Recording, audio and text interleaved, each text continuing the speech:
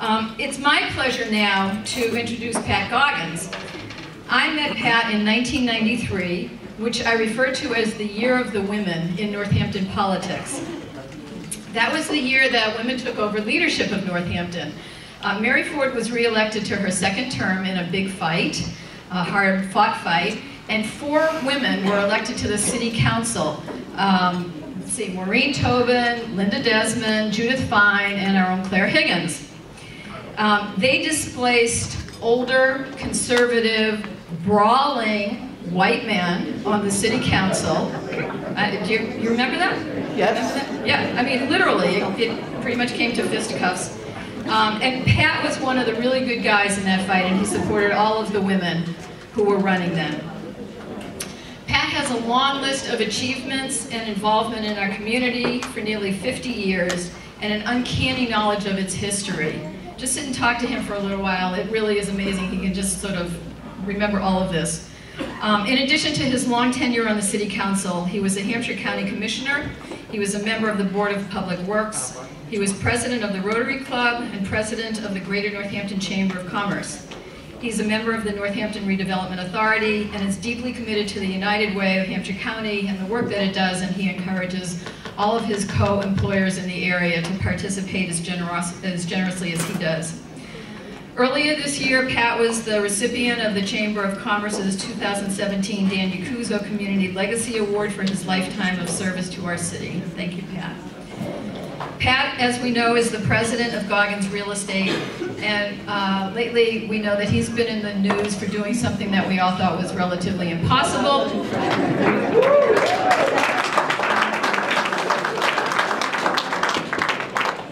I, for one, tip my hat to Pat just for that achievement alone. Pat is a longtime supporter and friend of David Narkewicz's, and Pat, I give you the floor. Thank you.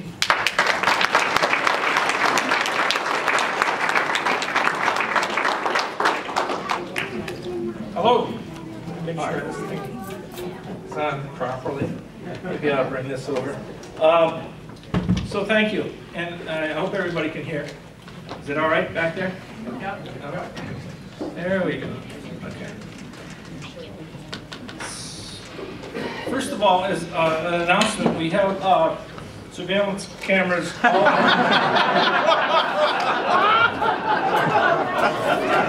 If anybody has any questions, Bill Newman's here. So, everyone's on notice. So I really appreciate the opportunity to introduce David. I've admired up close and personal his work for many years, even prior to being mayor. He has done every job well that he has had. For those of you who need a little perspective, maybe you haven't lived in town that long, you know, David is a graduate of the University of Massachusetts, served our country in the United States Air Force, served our city prior to becoming mayor as Ward 4 City Councilor, and as Councilor at large. He's also been on the Zoning Board of Appeals. He's really been an active participant in our community for many years, not to mention the fact that he was an aide to Congressman John Olver and also to several other congressmen in Washington, and has had an interest and an active participation in all levels of government. His ability to understand complicated, complex issues and distill them down to an easy way to explain to his community is never more in evidence than it is now with the social media. His active participation, as Elizabeth mentioned earlier, in Facebook and Twitter. I mean, my wife said to me recently, she said, you know, I don't think I've ever known as much about what was going on in my community as I have following Dave on Facebook. And I reminded her she slept with the city council president for 6 years. I mean, really. I was so insulted. But it's true. It's true.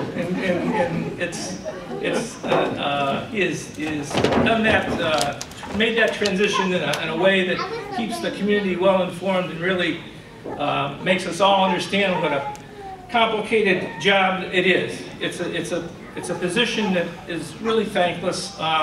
He obviously enjoys it a lot. Now here he is running again, and we're all quite pleased, obviously, to see that that's the case.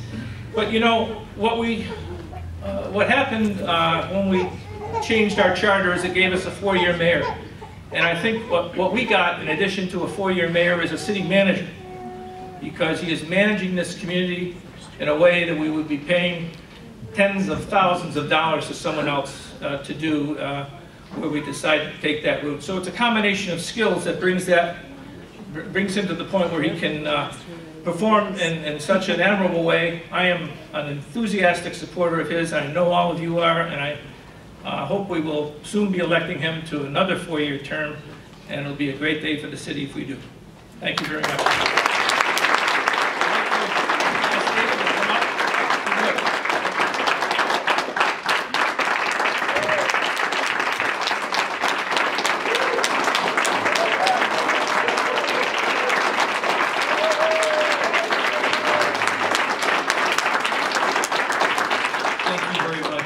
Elizabeth, and thank you, Patrick, and thank you to all of you for coming out tonight to kick off this campaign for another term as your mayor of the greatest city in the Commonwealth, and frankly the greatest city in the United States. Thank you.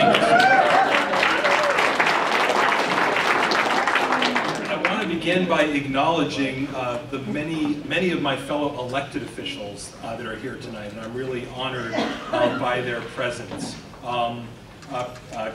Elizabeth already mentioned, well, you're always a mayor. You're not the former mayor. Mayor Claire Higgins is here.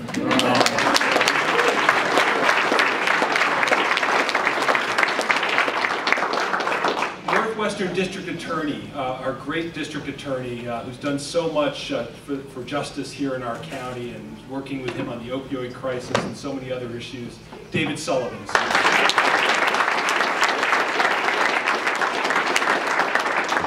Sheriff, our newly elected sheriff for Hampshire County, Patrick Kagelane is here. Somebody else that we're already collaborating with and working with and finding ways that the city and his department can work together. Register of Probate, Michael Carey is here.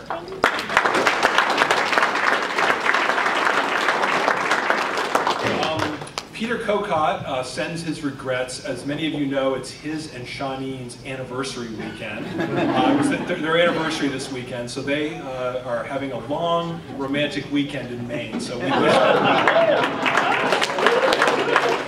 and again, I'm so grateful to Representative Kokot for his strong support. My colleagues in government from the City Council are here. City Council President and Councilor at Large, and cameraman, Bill White. Councilor at Large and City Council Vice President Ryan O'Donnell is here.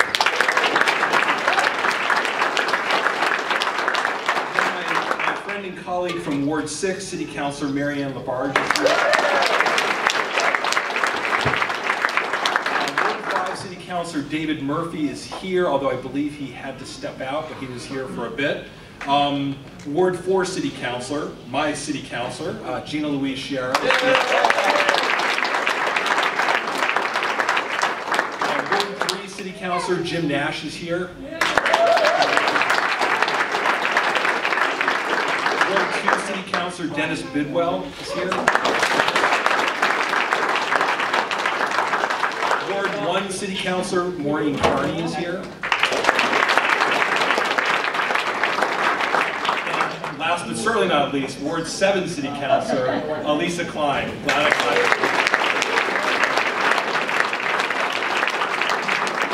I just have to say, for those of anyone here who's from the Open Meeting Law Office, this is a chance encounter of the entire City Council.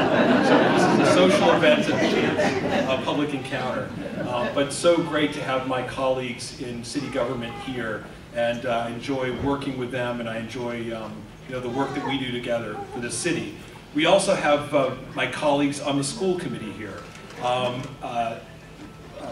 Let's see. School committee member representing Ward 2, Laura Fallon is here.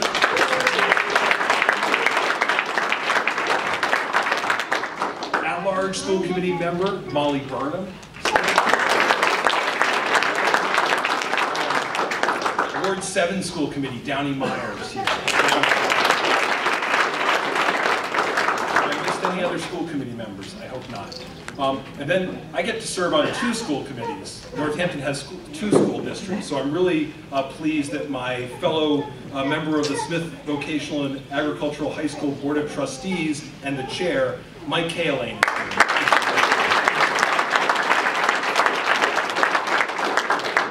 We also have elected members of the Forbes Library Board of Trustees.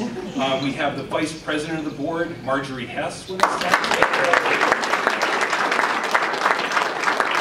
And Forbes Trustee, Katie White, is here.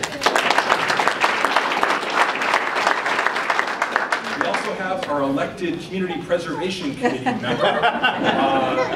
We have 2 elected people on our Community Preservation Committee. Chris Hellman is here.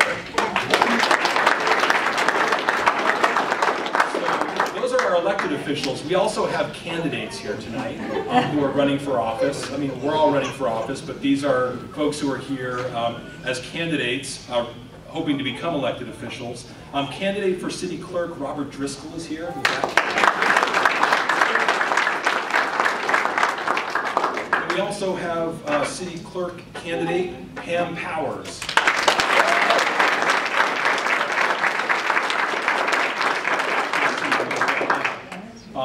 Any other candidates here that I've missed? I hope not. Okay, just want to know how important it is to recognize candidates who are running for office. So I also want to introduce some folks who, well, is not an elected official, not a candidate, but is one of my biggest supporters and allows me to do this important work. And is also the love of my life, my wife, Yelena Mikic.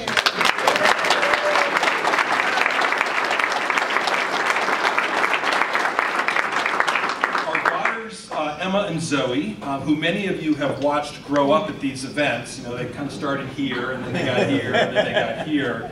They couldn't be with us tonight because they have left our now empty nest. I know, it doesn't seem possible. And they're off on the next phase of their lives, studying, making art, and hopefully saving the world for us. So shout out to them.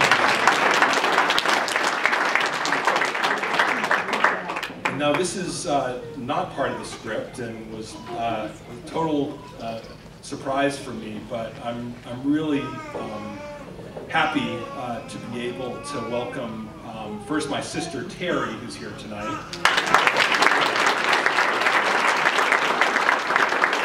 But also somebody I spoke about when I first ran for mayor, as one of the people who inspired me to get into public service and somebody who was involved in our community. She just recently moved to our area, and I'm really just so happy that she's able to be here tonight. My mom, David Narkewicz.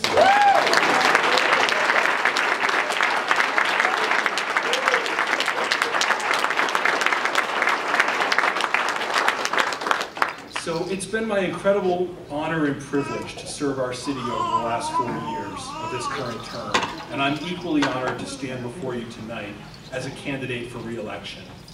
We have accomplished so much together as a city since you re-elected me back in 2013.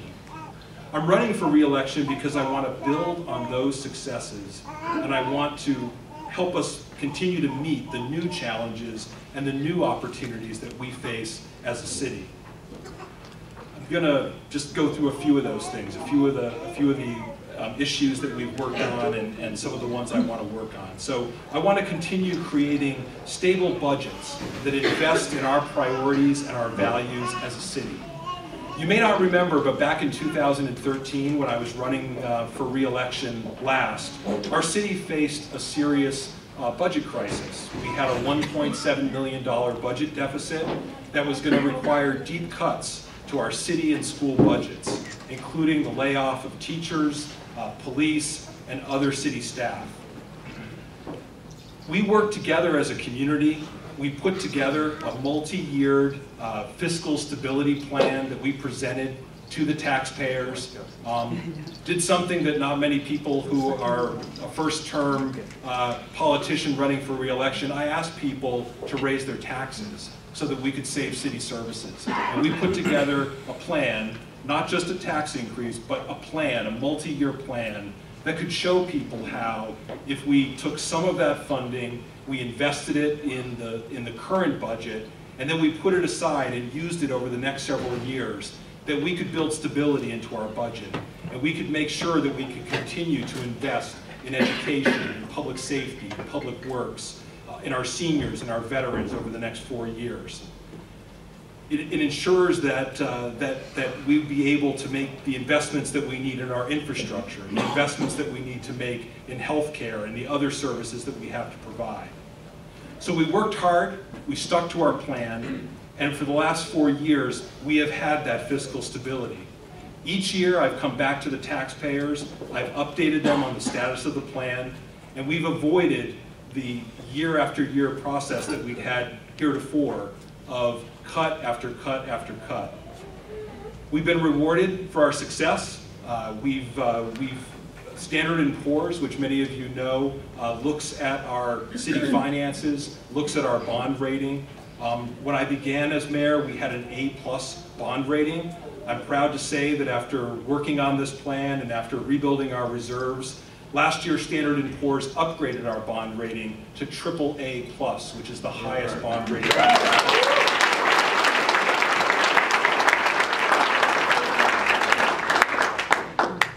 And so while our plan is, the other important thing that's happened is that we've been able to extend the plan. The initial plan that we put together was a 4-year plan that actually was going to run out for this fiscal year. But because of the fact that we've been very careful in our budgeting, we've done a lot of work to try to build efficiencies into our budget. We've also experienced really strong economic growth in our community. We've been able to extend that plan and make it last longer. And my goal, if I'm re-elected, is to continue to work on that plan and to make sure that we can continue to provide those services without having to increase the tax burden on our residents. So that's one of the reasons that I stand before you seeking your support for re-election. I also want to continue, just drilling down a little deeper, to continue to work to support and invest in our excellent public schools. You know, my 2 daughters attended Bridge Street School, JFK, our high school, and got an incredible education. And I know there are people in this room that can share that same story. Thanks to our fiscal stability plan, we didn't have to lay off those 15 full-time teachers or cut educational programs back in 2013. Instead, we've been able to provide stable and predictable funding to our schools so that my members of the school committee and I don't have to start each budget year deciding what we're going to cut. We can actually focus on what are the educational programs that are working, what are the things that we want to do to improve education for children in our city. I'm proud to say that during my tenure as mayor, our city has increased funding for our schools by over 20%. During that same period, we've made capital investments in our schools of nearly $10 million. This includes technology, energy upgrades, library improvements, cafeteria improvements, roofs, and a whole host of other critical investments. I'm proud of my record as a champion of our public schools, and if re-elected, I will continue to make sure that all children in our community, regardless of their race, their gender, their income, or disability, have equal access to a high-quality education. All right.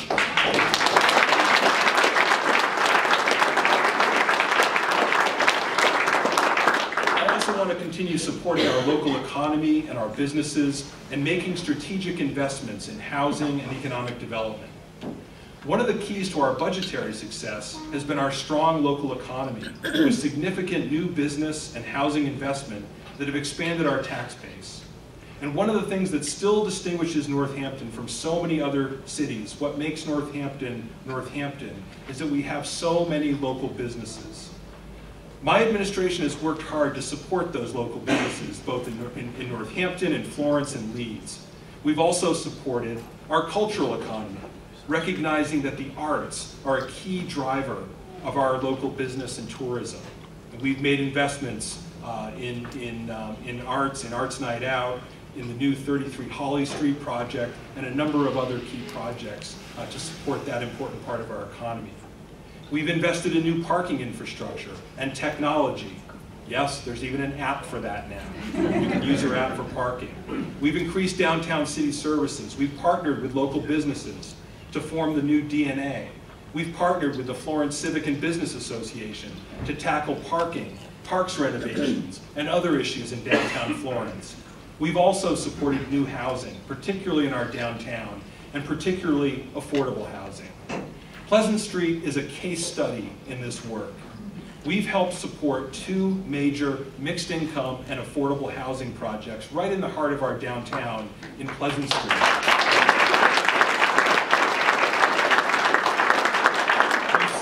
We've also made significant investments in our infrastructure, in our streetscape with new sidewalks, new trees, new bike lanes, new pedestrian safety improvements. Altogether, we secured almost $3 million in state grants that we have been investing in Pleasant Street to help leverage those investments in housing and economic development. And if you've taken a drive down Pleasant Street lately, you'll see that Pleasant Street is the place to be. There are businesses opening, people are renovating their storefronts, there are plans going before the planning board.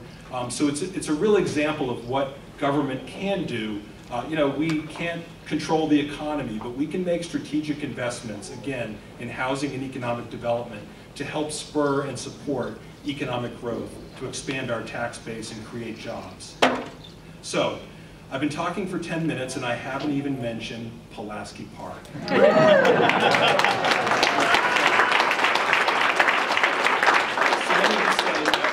So I've told many people if I didn't do anything else as mayor and Pulaski Park was the only project we got done, I'd still be pretty proud of that. So I'm so proud of that great project in the heart of our downtown that now so many people, seemingly from the moment we opened it, have just started using. It's a gathering place, it's an eating place, it's a dance floor, it's a hula hooping space, it's an outdoor movie theater, it's you know, it's a shadow puppet theater, it's whatever, everyone uses that space. It's obviously a great children's play center.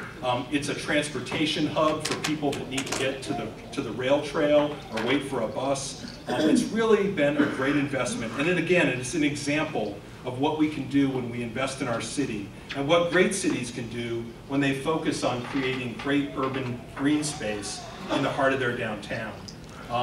Again, everyone loves it and really happy about it. You may not remember when this all got started a few years ago. There were a few headlines about, you know, mayor questioned about the cost, the price tag of Pulaski Park, and it actually took us a couple applications to get the first funding for Pulaski Park. But again, it is an example of what we can do when we invest.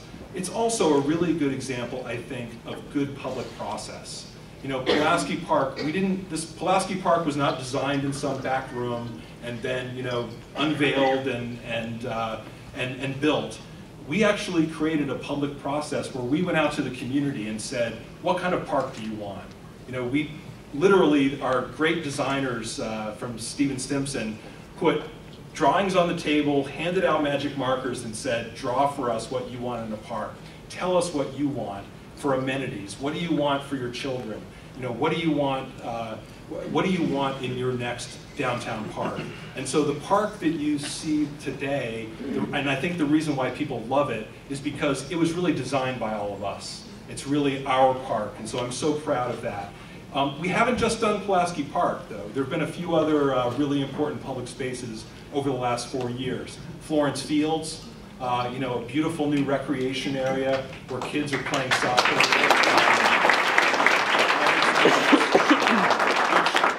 Is not only an example of a great public recreation space, but we're also generating our own green energy. We're also treating that field organically, using all organic techniques. So it's also a place where we're, you know, living our values a little bit as well. The Connecticut River Greenway Park, which we just opened last year, another amazing public space where you can now access the Connecticut River off of Damon Road.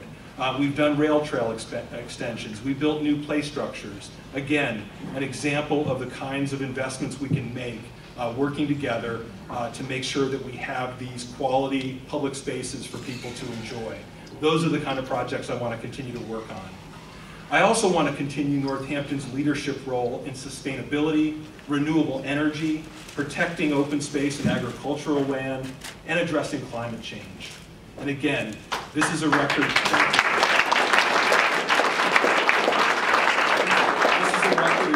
We've amassed a record as a city that we can really be proud of.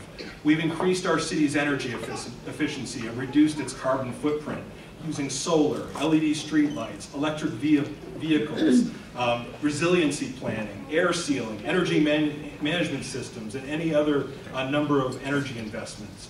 We're very close to flipping the switch on a 3.1 megawatt PV array that's sitting atop our closed landfill. We were the first city in America to receive the highest 5-star rating in sustainability. We protected 300 acres of open space just this year alone, and now 25% of our city is protected for open space, conservation.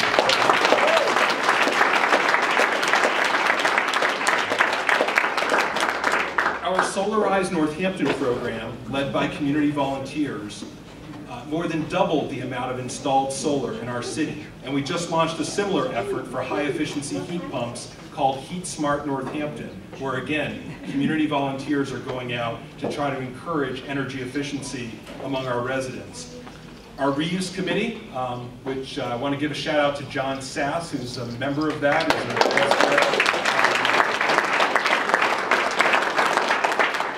John volunteered his time tonight to make sure that we had a zero waste event. So he's at the back of the room, and he'll help you with your compost and your recycling. But our reuse committee has worked to divert tons of our waste stream to recycling and to other uses. And they've helped create the popular Reuse Center, which is our city's zero waste swap shop that people have been wanting for years, and we now have, thanks to those volunteers. Our newly created Public Shade Tree Commission. Lily Lombard is here, who's the chair of that commission.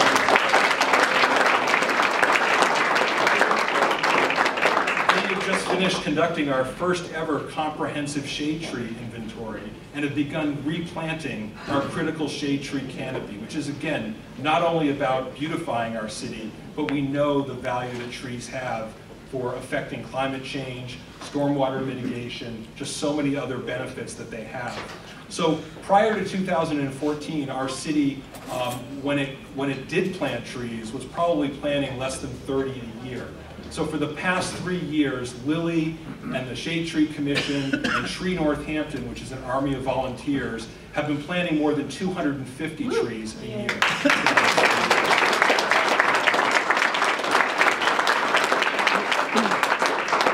And we're also investing in our infrastructure for water, for sewer, and yes, stormwater and flood control.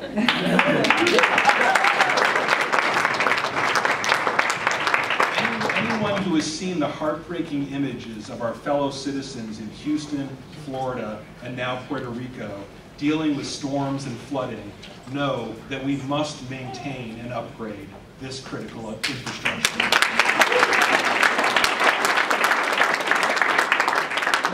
Climate change and protecting our environment are critical issues facing our city and our planet, and again, I want to continue leading those efforts as your mayor. I also want to continue ensuring that our city government is open, transparent, and inclusive. I think Pat mentioned before my Twitter and Facebook habits. As I tell people, I use Twitter for good. I don't use it at 3 a.m., unlike other leaders that I know.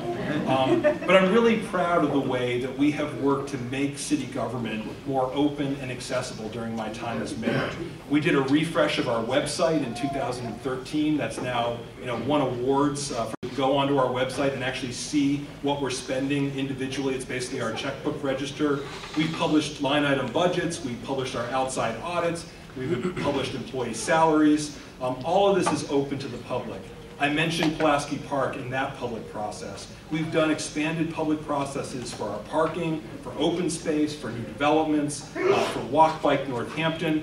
Tomorrow night you can go up to Florence and go to one of our public forums about our historic cemeteries. I mean, we've really worked to try to bring people into the process. We even, last year, worked with Pioneer Valley Planning Commission to hold a series of meetings to figure out how we can get more people to come to meetings. But seriously, how we can make sure that people who are participating in our local government, especially low-income residents and communities of color, know and feel welcome as part of our governmental process.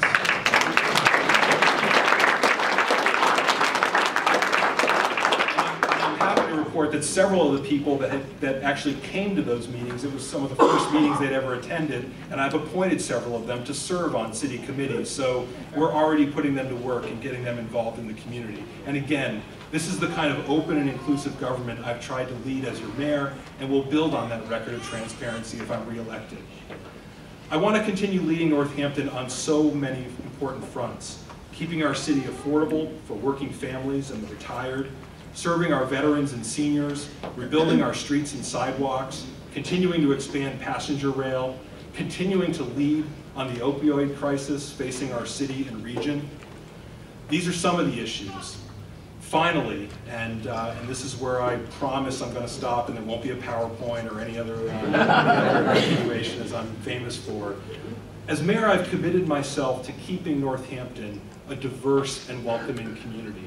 And I think that's when I was first asked about running, in the few issues that came out, I think that was one of the ones that really stuck with me. I don't think any of us could have imagined 2 years ago, 4 years ago, 6 years ago, you know, where our country would be in terms of where it is right now, and the president that we have in the United States, and the daily barrage, including today with you know, North Korea threatening to shoot down our planes. And having cities, actual cities, come under attack from the President of the United States for the policies that we hold. It's one of those things that I don't think any mayor around the country thought would be part of their job description, but I've been proud to stand up for this community and stand up with this community for the values that we believe in, and to stand up for our commitment to protecting the rights of everyone, including women, minorities, people with disabilities, immigrants, and our LGBT community.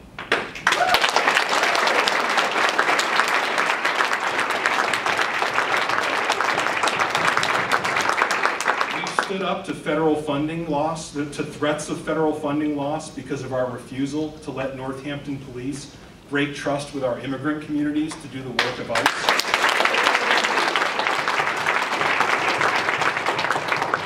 Spoken out about harmful cuts to programs like Community Development Block Grant that serve our most vulnerable neighbors.